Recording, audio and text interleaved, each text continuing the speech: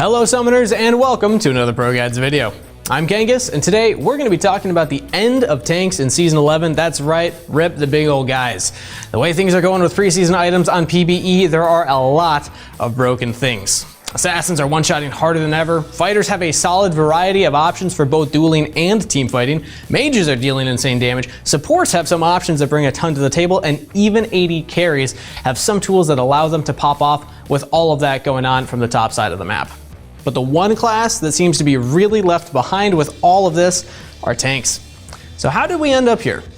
Well, there's a few reasons tanks aren't going to be around if things keep going how they are. So let's break it down and examine things closely. But before we get into that, let me just say to be sure to visit us at ProGuides.com. We have the best roster of coaches, top tier live classes from instructors like Mike Young and Zyrene, and courses covering a variety of roles and champs from your favorite pro players like Doublelift. I also highly recommend you try out our VOD review feature. The way it works is you send in a replay file and the coaches send you back a fully reviewed VOD. It's a super convenient option that saves you some time, so make sure you give it a try. Now without further ado, let's get started. Love them or hate them, tanks are part of the game, playing a huge part in building team comps in League of Legends. Once you remove tanks, there's a huge domino effect. Assassins instantly rise to the top in mid and jungle, hyper carries don't have a front line that allows them to DPS, and as a result, enchanters get knocked down a peg. I'm sure there's a lot more that we could list, but those are the most immediate effects that come to mind. With that said, let's break down a few reasons why tanks are struggling.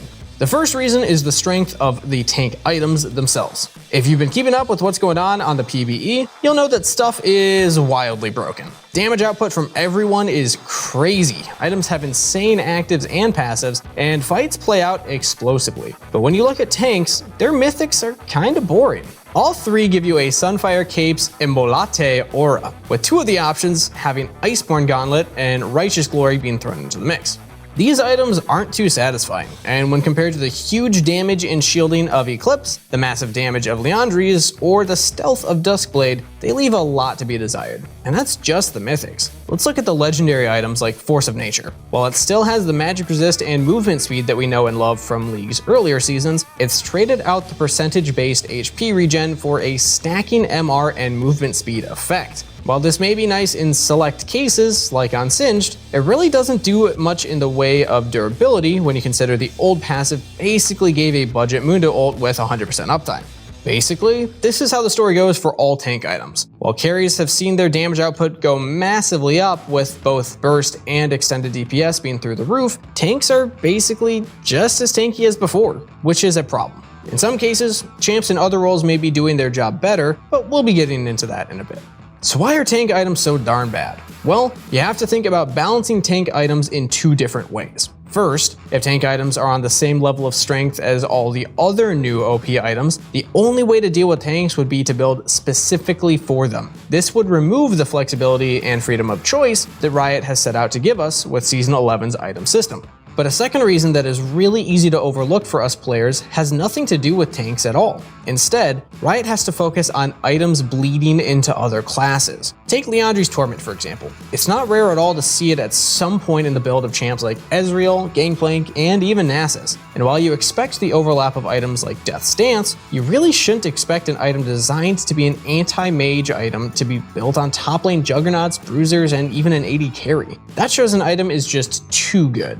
So what does that have to do with tank items? If you go back 3 years to preseason 8, we have a good example when people discovered an insanely cheesy build that involved running Transcendence, stacking Black Cleavers, and picking up Titanic Hydra. You could even throw on some good items with resistances if you needed them for good measure. The result was a 4000 HP Zed that could assassinate just as well as the Zed we see nowadays, but with enough tankiness that you'll never kill him before he killed you. Of course, Black Cleaver isn't a tank item per se, but when you would stack them up like that, it had a pretty similar effect to what we'd see.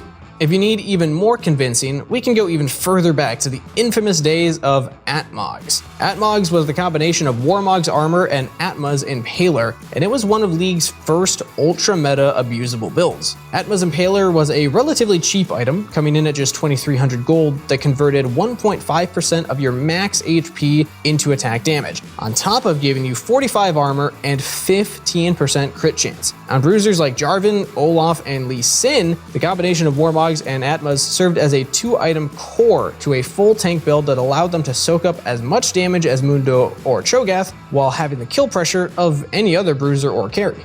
So, now I hope you see the point I'm trying to make. Having items that give tanks damage indirectly buffs bruisers and assassins that could also take advantage of said items. Even if we remove the concept of adding damage, let's say they put a mythic in the game that gave tanks not invincibility. What's stopping a champ in any other class from picking it up, sacrificing a little bit of damage for an item that can help them completely avoid death? Yeah. Maybe it's just not possible to balance tank items by making them stronger. With that in mind, maybe it's everything else in the game that will have to be toned back a bit. So, now that we've put out some analysis on how and why tank items are so bad, let's look at what makes everything else so OP. For one, damage is just overall extremely high, like Season 3 high. As a result of the super high damage output, squishier targets are obviously prone to dying if caught out very quickly. With that in mind, it really doesn't matter how tanky you are, since no amount of durability on your end is going to stop your teammates from being one-shot. And once your team is dead, it's just a matter of time before the enemy team brings you down 1v5. So if every game is going to come down to who can do more damage and death ball harder, why bother picking a tank when you can just be another damage threat?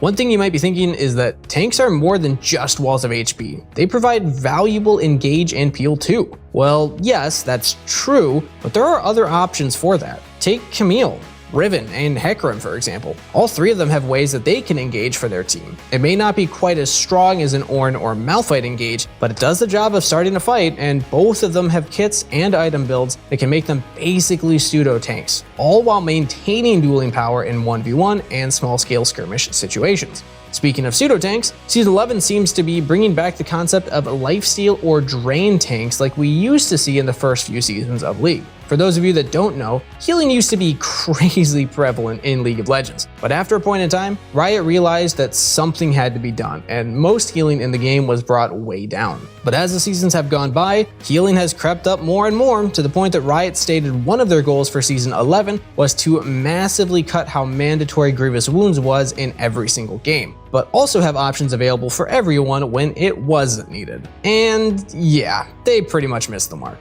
Instead, healing is so powerful now that sometimes even with Grievous Wounds, some champs are able to basically serve as full-on glass cannon frontliners. Now consider the following. You have traditional tanks that can reach a certain amount of durability through HP, armor, and magic resist, offer disruption via CC, and have engage to start fights. Then you have tanky carries like Riven, Swain, and Fiddlesticks, who can reach a certain amount of durability by doing more damage to heal off of said damage, offer disruption via CC, and have engage to start fights.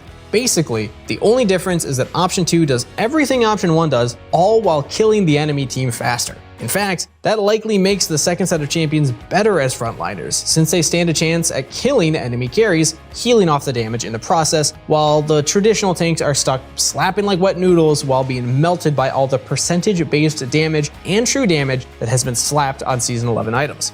And with all that healing in the game, that brings us to our next reason for tanks falling off. Currently in League, tanks are more than just engage bots. Usually they are able to constantly disrupt carries and even potentially kill them when itemizing more aggressively. But with all the lifesteal and omnivamp on the new items, tank damage can be completely brushed off, with their damage being super easy to heal through. And you may be thinking, well, at least the tanks with lower cooldowns can spam their CC abilities to be useful, right? But the problem with that is that ability haste is much harder for tanks to stack up in the new system when compared to how easily a tank can cap out CDR now. Basically, you can just ignore that Ornn 9 on your AD carry and just focus on killing his team behind him like we talked about earlier in the video. Okay, so those are a ton of reasons why tanks are bad, but surely there's at least one reason they'd still be good, right? Like, don't tanks have the ability to at least shut down assassins and bruisers due to their ability to stack armor? Well, this is the third time we're bringing it up, but thanks to all the lifesteal and omnivamp we've been talking about, the short answer is not even close. Let's give a couple of examples to give you an idea of how things are so bad that tanks can't even side lane against AD champs they used to be able to slap around. First, we'll talk about assassins. It doesn't really matter which one you're talking about, but for example's sake, we'll use Talon. Previously on tanks, if you stacked armor, cooldown reduction, and grabbed Sunfire Cape, you'd easily survive Talon's burst and would eventually win out on the health trades and even be able to kill him over enough time. But the problem now is that Talon or any other AD assassin can just pick up Eclipse and Ravenous Hydra and all of that goes away.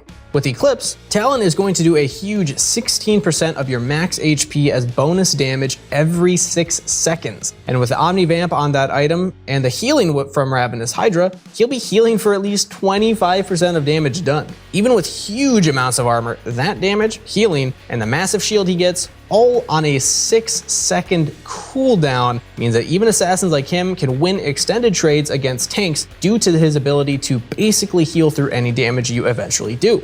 But anti-tank items aren't just limited to assassins. Melee carries like Tryndamere have the OP combo of Kraken Slayer and Ravenous Hydra to deal with tanks. The concept is the same as it was with Eclipse, where Ravenous Hydra gives more healing based off of Kraken Slayer's damage proc. But in this case, that damage is true damage. So instead of winning slower, drawn out fights, once you finish this combo, you can completely obliterate tanks in the side lane, all while healing to full HP in the process. The thing is, while both of those builds deal with tanks super well, you also aren't having to go out of your way to build like that. It's your standard core items, and naturally beating tanks down is just a happy byproduct. So, now that we're at the end of the video, let's do a quick recap. Anti-tank items are OP, tank items suck, high damage deathball comps are in, healing is so high that tank damage is negligible, and there are simply other champs in the game that can still engage and serve the purpose of adding to that aforementioned deathball. With all that said, do you think this is a conscious choice that Riot is making? Are they trying to kill tanks in favor of this more explosive high damage gameplay? Or is it just too hard to balance tanks with their fading out of the meta being an unfortunate outcome of the item rework? And if it's the second option, how might Riot fix these issues and give tanks a place to belong in Season 11? Let all those questions serve as food for thought and give us your answers in the comments below.